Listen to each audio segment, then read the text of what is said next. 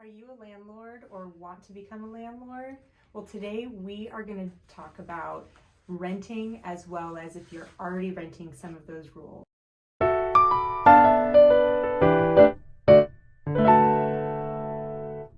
Today I'm here with one of my favorite attorneys in real estate. If you have not seen our other interview, we do have another interview that we spoke about real estate and buying and selling your home. But today we're going to talk about rentals.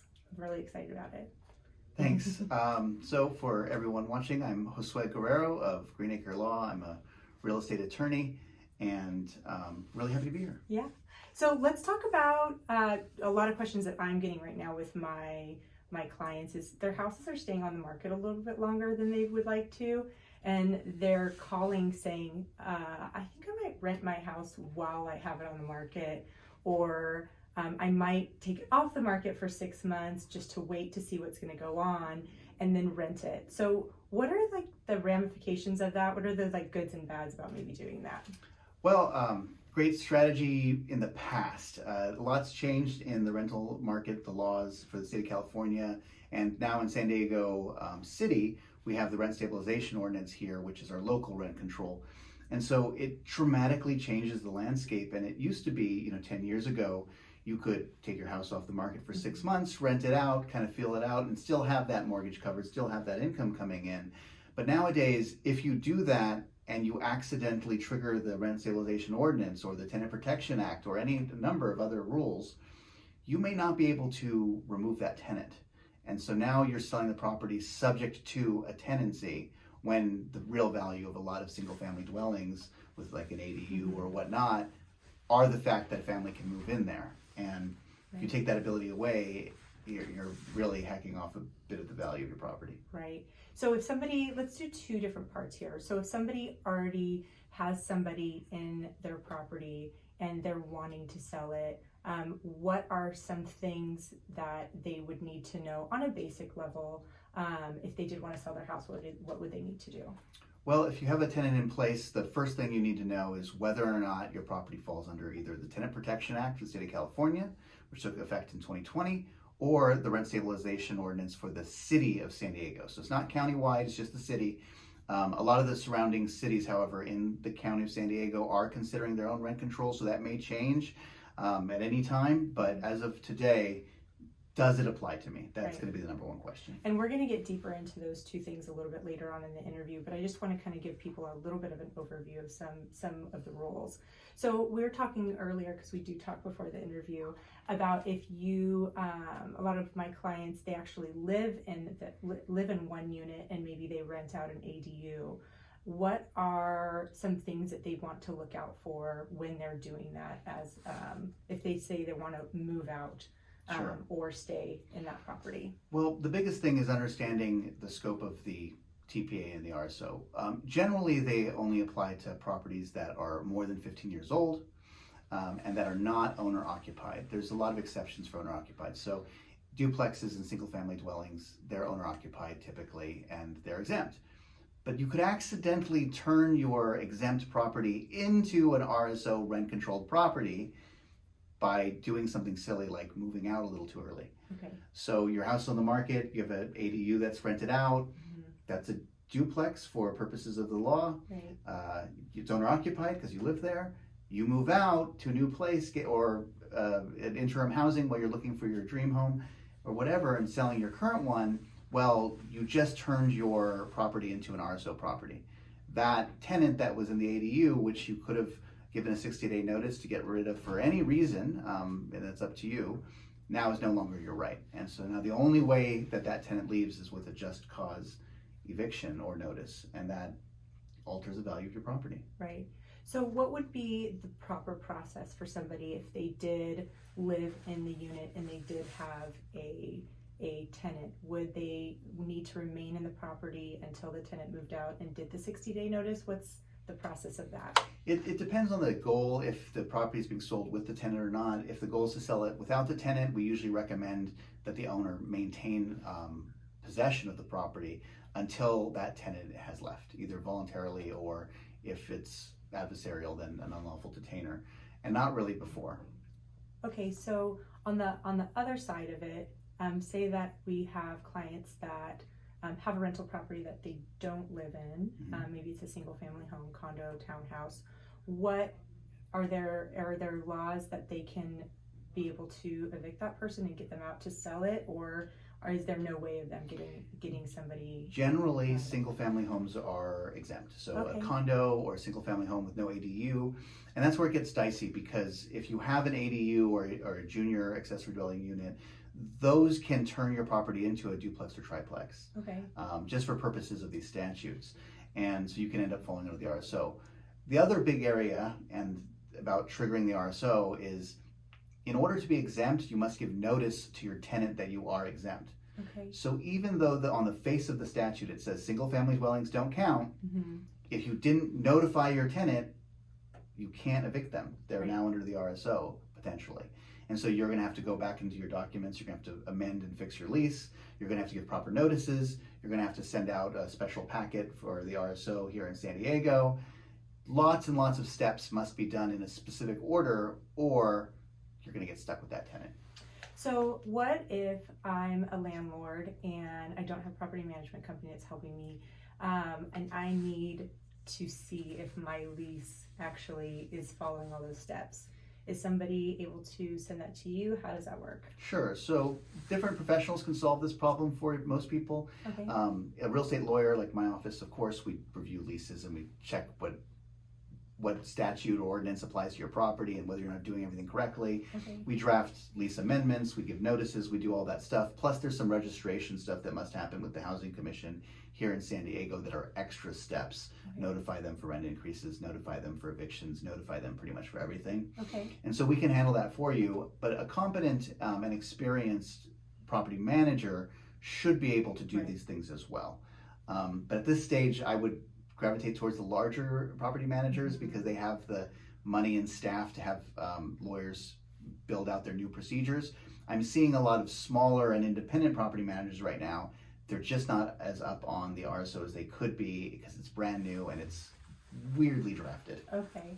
I know that the TPA and the RSO are very extensive in the thought process and everything, but could you define a TPA in like the most basic layman terms, just so that people have points of reference of understanding what that is? All right, so the Tenant Protection Act was passed and took effect in 2020, and the RSO, the Rent Stabilization Ordinance here in San Diego, largely tracks that statute. There are some big differences, but in general, it does two things.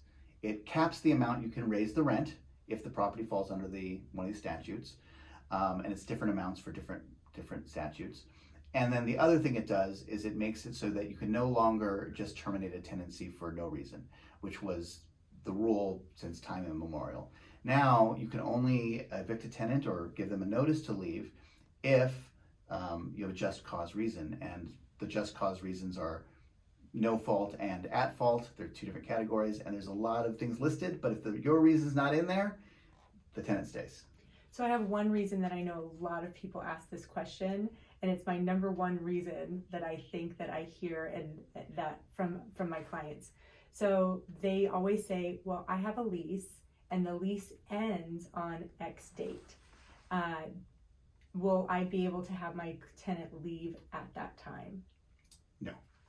Okay, that's what I thought you were going to say. That's the short answer. I mean, there's lots of situations where one of the other exceptions might Right. apply, and so they could leave for another reason, but the end of the lease is not going to be good enough. Okay, and so are there things on the lease that would protect them? Like, for instance, I know some leases go month to month after, and then some end. So what is the difference between that, and is there a difference between that?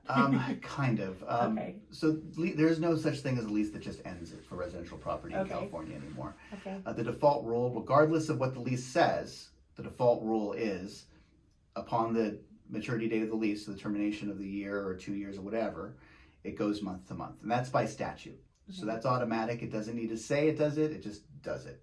And so all the terms of the lease apply, except for that term switches to month to month.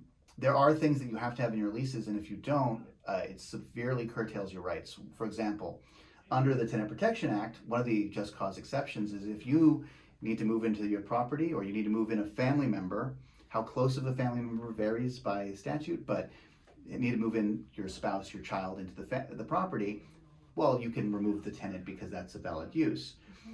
In San Diego, same rule, except it's only if that language is in your lease that says you can remove a tenant for putting in a family member. So if you don't have that language in your lease in San Diego City and you have a rental that falls under the RSO, you may not remove the tenant. That's so interesting because I think a lot of people are misconstrued in that thought process because they think if the lease says it, that's what it is. But technically, there's a lot of overlays, right, when it comes to that. And that's why it's important to have a good attorney to be able to help explain these things to you. So let's get into, okay, say that we are a landlord and we have tenants in and we want to kind of understand more of like the rent control and those kinds of things. Can we go over, what is rent control and kind of how that works? Sure. So rent control in California is built off of this different model than maybe you've seen on TV for New York apartments and things like that. So here in California, you can raise the rent. Under the TPA, it's 5% plus inflation or 10%, whichever's less. And similarly for the RSO, this was passed before inflation spiked really badly. So as we know now, the interest rates are way up, inflation's way up, lots of stuff like that. So when the TPA was passed, inflation hadn't broken 4% in decades. Okay. But now inflation's 6.7%, 7%, depending on what region you're in. And so 7 plus 5 is 12. That's too high. So you're going to be capped at 10%. Okay. So these days it's roughly 10%. Are there certain properties that I guess are exempt or subject to this rule? So any property that falls under the TPA is subject to that rule, Okay. and any property subject to the RSO is also subject to that rule. Okay. But if you're exempt to both, then you can raise it as much as you want. So for example, commercial property has no cap. Okay. Talk about commercial property a little. Let's get into that because we do have clients that do have commercial property, and could you just talk a little bit about that and some of the things that you get asked about commercial property and rent?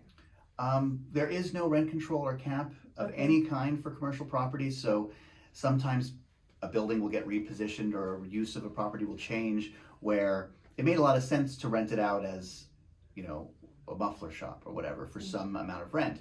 But then the area changes and now it needs to be something else. There's a lot of weird stuff about marijuana dispensaries out there, things like that, where the value of that lease can double or triple overnight. Okay. And so I've had clients come to me saying, my landlord wants to raise my rent 2,000%. Is that allowed? And yes, absolutely allowed, assuming that you don't have a lease that governs the terms of your tenancy. And of course, almost all commercial buildings have 5-year leases, 3-year leases.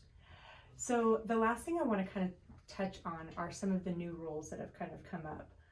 What are the 2 or 3 rules that I think folks need to really be aware of when it comes to renting their property that are maybe new that they've heard about in California? There's a lot of stuff. It depends on how long you've owned your property. Since 2020, we've had a ton of different moratoria, freezing evictions, freezing rent increases, freezing lawsuits, freezing all kinds of stuff. Okay. So that's one big basket of things. Most of the moratoria, all in San Diego, but most statewide, have ended. And so now we're in the repayment period where those tenants are allowed to catch up under a certain period of time, and it varies dramatically about when that is. So that's one thing. The other is, of course, the rent control cap, and then the just cause eviction provisions. I think out of all of that, the most important thing for clients to know is, does your property fall under the RSO or TPA, and is the thing that you're about to do, move out, move in, rent out, whatever, will it trigger the statute? Because accidentally doing that has very serious consequences. Right. And I think that's really important for people to know, especially if they are wanting to become a landlord and kind of getting into that income producing situation, as well as if they do have their house on the market and they're trying to figure out a way to maybe pay for the HOA or something like that, and maybe getting a tenant in there, in which we're saying probably not a good idea if you're planning on selling your house. Right. Right. You don't want to default to landlord. Right. So, if you want to become a landlord and enter that game, do so intentionally with purpose. Right. And then you can get educated and mitigate the risks. If you do it accidentally where, oh, well, I don't want to sell my house this moment because of interest rates or whatever, and I just want to temporarily rent it out, well, then that's defaulting to landlord. That's using it as a stopgap. And in California these days, I don't think that's safe. Right, definitely. And I think maybe getting another interview and kind of going over some of those just causes and the rent control and stuff, getting deeper into that, I think would be really great. So Absolutely. Stay tuned. We're definitely going to do some more interviews. And thank you again for coming and helping us really understand rent and what that looks like to be a landlord, because I think a lot of folks really want to get into that, but they don't really understand what that really means. So if they did have questions, I know that we kind of did an overview, but there's so much more meat to this. If they did want to get a hold of you and be able to ask questions, how could they get a hold of your team? You can visit our website at www.greenacre.law or give us a call at 1-800-997-8008, and we do free consultations. Perfect. And I do want to direct you to the description in this video. You're going to find a downloadable document that's going to really explain to you landlord as well as tenant information that we've been provided for you. So definitely take a look at that in the description. Again, this is Christina with San Diego Real Estate Live. Like, follow, and share. And thank you for joining us today, and we will see you on the other side. Bye.